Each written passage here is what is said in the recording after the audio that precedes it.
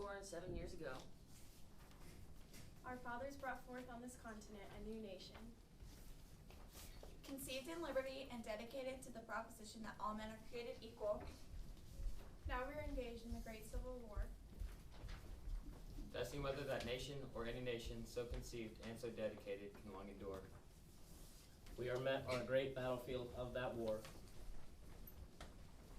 We have come to dedicate a portion of that field as a final resting place.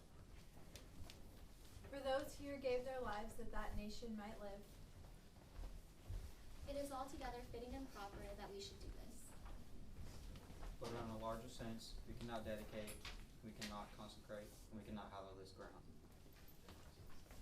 the brave men, living and dead, who struggled here have consecrated it far above our poor power to add or detract. The world will no longer remember what we say here, but it can never forget what they did here. It is for us, the living, rather to be dedicated here. To the unfinished work which they who fought here have thus far so nobly advanced. It is rather for us to be here dedicated to the great task remaining before us, that from these honored dead We take increased devotion to that cause for which they gave us the last full measure of devotion. That we here highly resolve that these dead shall not have died in vain. That this nation under God shall have a new birth of freedom.